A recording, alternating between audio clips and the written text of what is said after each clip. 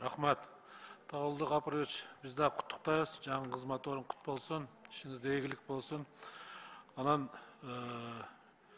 бұл мыйзамдууларды біз қолдап беребиз, жақсы. Конечно, мына консультанттар біздің өзүбүздөн мө, Кыргызстандан мы, же? Өзүбүздөн жана эл аралык консультанттар. Бұл банктардын талаптарын біз түшүнөбүз, талаптары аткарыш керек, ансалар акча бербейт да. Бирок чында мен да коллегаларыма кошулам, пайызды карашыңыздар керек да, пайыз көп, 2% мындай.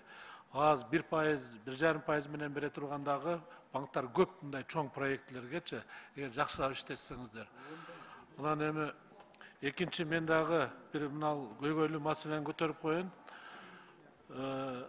Бишкек-Ош унаа жолундагы 660 километр Т кесилиш деп коет да. Т кесилиш мына Ош шаарына кире бериш жериндеги. Ушуну мурунку министр да барган, министрдин орун басарлары дагы биз проект долбоорлорунда сунуштарыбызды бергенбиз. Ушул качан ишке ашат ушул Т кесилиши? Ош шаарына кире бериш жеринде. Талайбек Насырбекович, азыркы күндө техникалык, экономикалык документтери даярдалып атат. Биз жакын арада аны биз алып чыгабыз.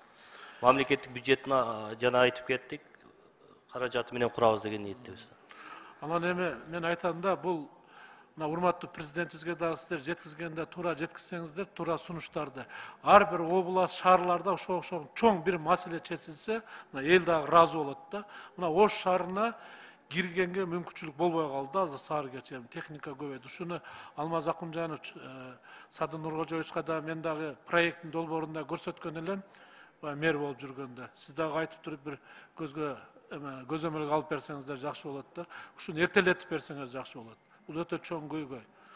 Анан дагы бир жакында мына урматтуу президентибиз дагы Кытай мамлекетине иш сапары менен бара турган болуп атат, Алмазбек Акунжанович.